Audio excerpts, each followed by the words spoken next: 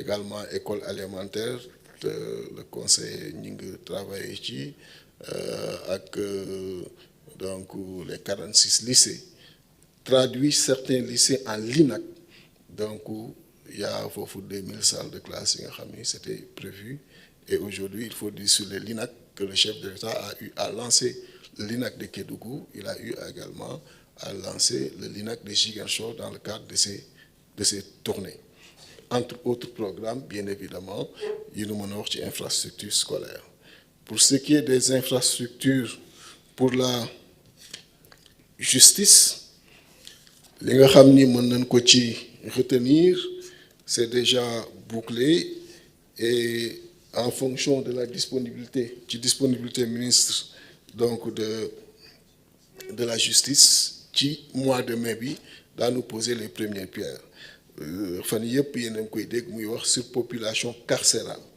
moo tax avec le chef de l'État mu demander rapidement ñu xool ñu régler loolu moo tax ci investissement ak lancement yi ñu prévoir prison de 1000 places bi nga xam ni mooy nekk Louga prison de 1000 places yi nga xam ni aussi également mooy nekk Mbour am na un programme qui était en cours bi nga xam ni dafa doon intégrer une prison de 2500 mais ce programme comme le suit monsieur Ning il sait qu'il y a des difficultés juridiques yi nga xam ni am nañ ko tey ak ñi ko doon exécuter ci temps ancien régime bi moo tax mu nekk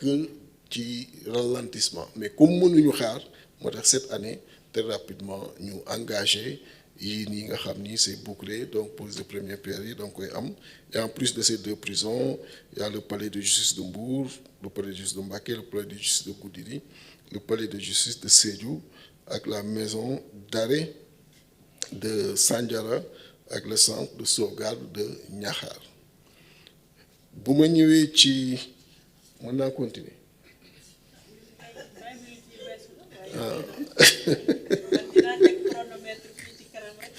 xam nga nag infrastructure moom dama nekk di gàttal du mu gën gàtte parce que lii lépp day wane rek malgré situation bi ñu fekk nga xam ni faire face aux charges rek prouesse la woon malgré ça investissement massif c'est le mot yi nga xam ni moom la état di nekk di def au niveau de ces infrastructures xëy na néewoon na ñu xam lii lépp moo tax boo moo gënoon yaatal dina baax pour que nit ñi gën a xam li nga xam ni moo nekk di am nit ñi ñoo ngi koy liggéey guddi ak bëccëg te nelawuñu xam naa danga may mayaat tuuti rek ma terminer ci quelques 2 ou 3 rek après mën la delloo kàddu gi boo desee toujours ci infrastructure au niveau de l'administration il y a la préfecture de Kaolack il y a la gouvernance et préfecture de Dakar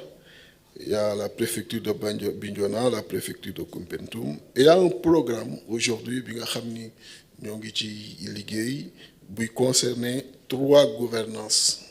ak 26 préfectures ak 126 sous-préfectures en construction yoo xam ni ñoo ngi ci liggéey di ci avancer bu baax a baax et loolu day changer complètement configuration administration territoriale bi sur l'étendue du territoire national.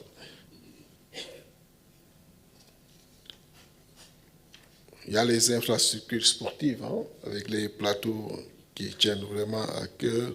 Madame la ministre de la Jeunesse et des Sports certainement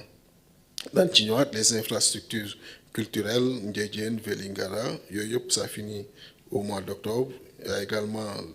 le lycée technique de Sandiara pour décembre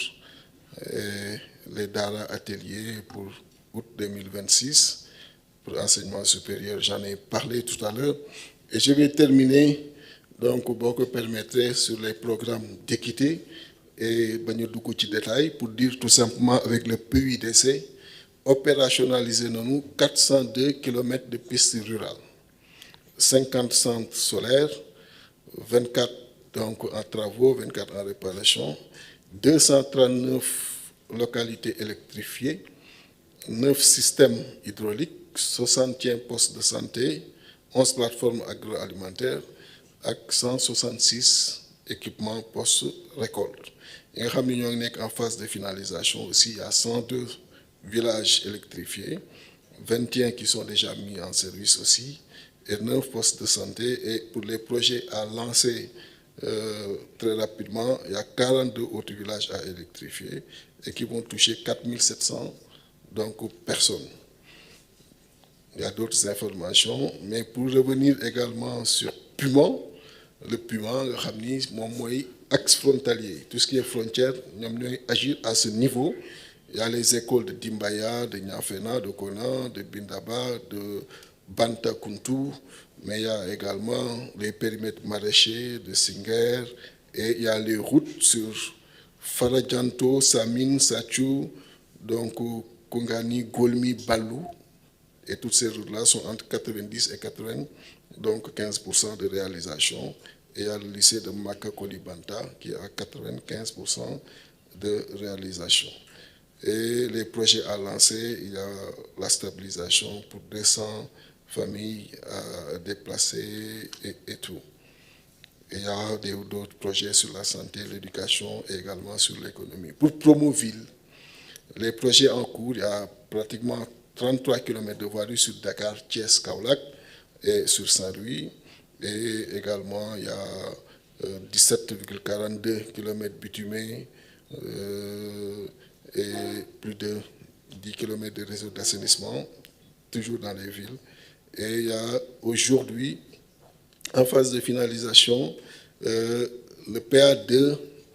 VS, le deuxième programme qui touche les villes secondaires. Et il y a 21 communes pour 86 km de voirie. Et il y a également 26 autres communes qui sont prévues par... En fait, il y a 2 bailleurs, BAC pour 21 communes et BADEA pour 26 communes. Et ces communes-là qui sont retenues, j'ai ici les listes. Je pense peut-être que je peux les lire rapidement pour que... Il y a la commune de Padoua, Parcelles, Rufisque, Sangalkam, Djembereng, Ziguinchor, Bignona, Ndiaganiao, Popenguine, Gapalou, Tivaouane, Pire, Thiénaba, Linguère, Darou Mourti, Touba, Diofior, Fimela, Niakhar, Passy, Guinguinéo.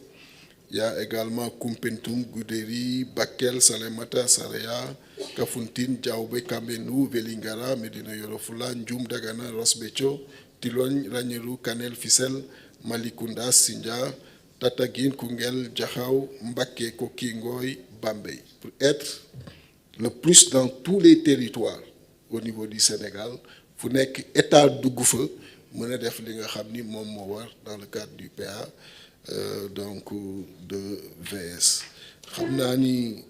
du doy pour nous mener wax lepp, mais di wax rek que c'est un ministère qui travaille tous les jours à toutes les heures et xamnani Sénégalais yi bu ñu déggee lii daanu xam ni ndekete bare na lu état bi nekk di def en termes d'infrastructure yi nga xam ni ñoo ngi koy opérationnaliser yenn yi pare na di xaar disponibilité chef de l'État yenn yi lancé nañ ko parce que mënuñu xaar tout le temps autorité disponible pour lancer parce que besoin yi day xaar yenn yi également boucler nañ ko war ko lancer ci mois de mai bi et di fàttali donc inchallah le 29 avril dans une semaine autoroute bi Mbour Thiadiaye daan ko ubbi di fàttali aussi que le 30 avril aéroport de Ziguinchor bi daan